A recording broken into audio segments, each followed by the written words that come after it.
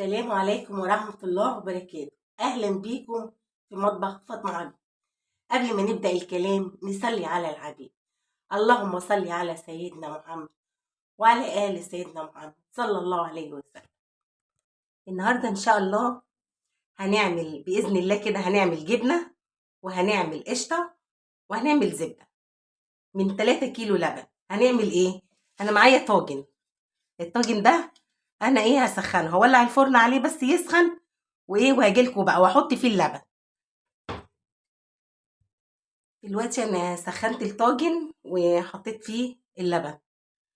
اللبن لازم يكون لبن كويس جدا عشان النتيجة تبقى كويسة، علشان الجبنة طبعا تطلع معاكي كمية حلوة ويطلع قشطة منها. يعني لازم تكوني من لبان موثوق منه، او يا ريت لو كان فيه طبعا يعني زريبة، يعني لو مؤاخذة، يعني ما كان فعلا الجاموسة انت عارفة ان ده محلوب من الجاموسة الوقت حالا. انا جايبه لبن نوعيه كويسه جدا، طبعا ما ينفعش اللبن اللي هو اللبن العلب والحاجات دي ما تنفعش، اي لبن صناعي ما ينفعش. فدلوقتي انا خلاص انا سخنت وكملت 3 كيلو ما قضوش، فكملت في الطاجن ده. ما رضيتش يعني املى الطاجن كويس، املاه يعني على الاخر. فدلوقتي هعمل ولعت الفرن وطفيته وهدخله بقى قعدوا يوم كامل، هشوفه لو هو ختم، يعني عمل كتل كده، يبقى خلاص. عشان احنا طبعا الجو كل ما الجو يبقى دافي الجبنة والحاجات دي بتطلع معاكي اسرع. هدخله دلوقتي طبعا الفرن بعد ما طفيت، ولعته وطفيت وهغطيه، يعني غطيه فوق، تغطيه باي حاجة، هغطيه وادخله الفرن. بعد دلوقتي بقى نشوف الجبنة ختمت ولا لا. هنعمل هنجيب معلقة. بسم الله الرحمن الرحيم. انا بسم الله ما شاء الله، اللهم صل على النبي. اهيت وديت اهيت جامده اهيت. هنعمل هنشيل القشطه بقى. بسم الله الرحمن الرحيم. اللهم صل على النبي، اللهم صل على النبي. شايفين القشطه؟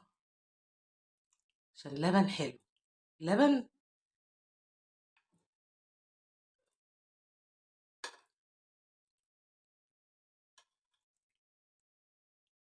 شيل بقى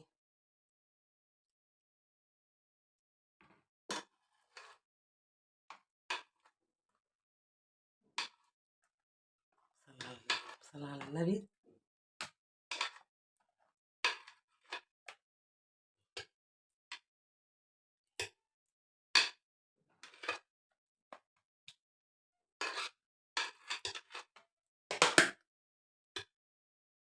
خلاص كده. شيل برضو الطاجن التاني كده. خلاص دي بقى الجبنه مجبنه. شايفينها؟ شايفينها كتل ازاي اهي؟ شايفينها؟ بسم الله ما شاء الله، كتل حلوه ازاي. الجبنه جبنت اهي. هنشيل برضو التاني الطاجن التاني وهجيلكوا بقى نعمل اهو. اجيلكوا بقى نعمل الجبنه بقى نشوفها تتعمل ازاي. دلوقتي هنعمل بقى الجبنه. هنعملها بالحصيره ومن غير الحصيره، عشان اللي ما عندوش حصيره. انا ما عنديش حصيره بصراحه، بس انا قعدت ادور بقى زي ما تقولوا في الدفاتر القديمه، لقيت حصيره كده فروحت عاملاها اهيت. من من زمان يعني الحصيره القديمه، ورحت عاملاها كده. هوريكم بقى انا هحط فيها وهعمل برضو كده وكده يعني. حطيت بصوا القشطه، بصوا بسم الله ما شاء الله القشطه حلوه ازاي، طلعت قد ايه. انا هعملها لكم الزبده بقى. بسم الله الرحمن الرحيم. هنعمل بقى؟ هنحط بقى هشيل دي الاول كده واحط دي عشان واحط هنا. بسم الله الرحمن الرحيم. شايفين الشرش ده؟ الشرش ده جميل قوي قوي للمعده بصراحه يعني. شايفين انا بقى اهو اهي. انا هعملها كده وهعلقها بقى تصفى اهي. شايفين؟ لسه هحط التانية برضو اهيت. شايفين الكتل؟ كتل اهي. هعمل لكم برضو شويه من غير ايه حصيره بس لما تتصفى. ما شاء الله. انا هعلقها بقى عندي ايه في اي يعني اي مقبض مقبض المطبخ كده، هعلقها لحد ما تتصفى. يعني هسيبها حوالي كده ايه ساعتين 3 وهشوفها بس، وارجع لكم تاني بقى بعد ما ايه تتعمل. دلوقتي الشرش لسه برضو بتنزل شرش اهو. الشرش ده بقى ما اقولكوش انا هعمل بيه ايه. يتعمل مخبوزات جميل جدا. طبعا هي لسه برضو بتصفي. هنعمل ايه بقى؟ هنعمل بقى الزبده بقى. هنعمل الزبده ايه؟ بسم الله الرحمن الرحيم. هنشيل الشرش ده بقى. هبقى اقول لكم هنعمل بيه ايه دلوقتي. هنضرب الزبده بقى دي ايه قشطه. يبقى احنا عملنا قشطه كده بسم الله ما شاء الله. شايفين ال3 كيلو مطلعين ايه؟ خير خير بجد. خير بلدنا والله والله خير. والله احنا ممكن نعمل كل حاجه بايدينا. هنعمل ايه بقى؟ هنضرب. طبعا الزبده دي لو اتحطت في التلاجة هتبقى يعني هتبقى اسرع من ايه ان انا اقعد اضرب كده كتير كتير. هتلخص معايا. انا هضرب بقى ديت وايه ان شاء الله وهجيلكوا هفضل اضرب لحد ما ايه هتفصل القشطه. هتفصل هتعمل ميه. انا طبعا مش هاخد الوقت كله معاكم عشان ما اطولش عليكم الفيديو. وهجيلكوا دلوقتي. شايفين انا عماله ايه اضرب في الايه اتجاه واحد كده. انا عايزه اوريكم بس المراحل. هي ابتدت ايه الزبده تفصل. انا بضرب في اتجاه واحد كده اهو. لو ايدك تعبانه ريحي شويه. شايفين الزبده ابتدت ايه اهي تفصل تنزل ايه ميه. طبعا الميه دي جميله جدا برضو مش هسيبها اهي. شايفين هي خلاص اهي. اهي فصلت اهي. عملت ايه ميه. شايفينها فصلت ازاي اهي بسم الله ما شاء الله. هبتدي بقى ايه شايفين الزبده. اللهم صل على النبي الله اكبر. شايفين انا بقى هبتدي ايه احصرها كده. هبتدي ايه احصرها اهو اهي. اللهم صل على النبي اهي. بقت ايه بقت زبده اهي. اهي ما شاء الله اللهم صل على النبي. عملت لنا كورتين حلوين اهم. وهلم التاني برضو. هلم الفتافيت برضو مش هسيبها. ادي ايه الزبده ولا مش زبده. زبده ولا مش زبده اهي. خير بلدنا اللهم صل على النبي. خلاص. ادي ايه طلعت لنا قطعتين ايه الزبده حلوين اهم. ماشي. وفي فتافيت هلمها برضو. وهنيجي بقى نشوف الجبنه اخبارها ايه. خلاص كده عملنا الزبده اهي. هنشوف الجبنه اخبارها ايه دلوقتي بقى. نشوف ايه الجبنه اتصفت طبعا من الميه. بسم الله الرحمن الرحيم اهي. عايزين بقى نبسطمها بصراحه. يعني الحصيره اللي انا عملتها دي انا مش مقتنعه بيها. مش مقتنعه بيها بجد. يعني كنت عملتها بالشاشه كان احسن. اهو نبسطمها كده وخلاص بقى. هي بتبسطم بس برضو يعني مش زي الحصيرة التانية بتيجي من الأسواق. أنا بقى ما عنديش بقى. يعني مش لازم يعني بصراحة الحصيرة مش لازم. أهي. هبتدي بقى أقطعها إيه.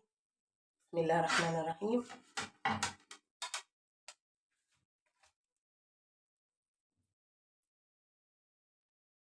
وممكن كمان إيه مش لازم حصيرة. يعني ممكن نجيب شوكة. يعني شوكة هتبصم برضه. يعني ممكن نجيب شوكة أوريكم برضه إزاي.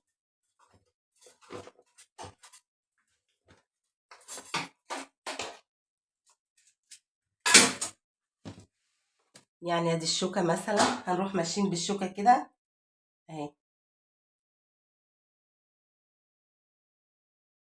اهي تبقى زي برضو ايه. مش عارفة بقى الكاميرا جايباها ولا ايه. يعني هو يعني عبارة عن شكل. احنا كده كده بنهرس الجبنة يعني اهو. اهي. هي الحصيرة برضو جايباها بسم الله الرحمن الرحيم. شايفين الجبنة جميلة ازاي. شايفين الجبنة جميلة ازاي. وهنرصها بقى. يعني ايه.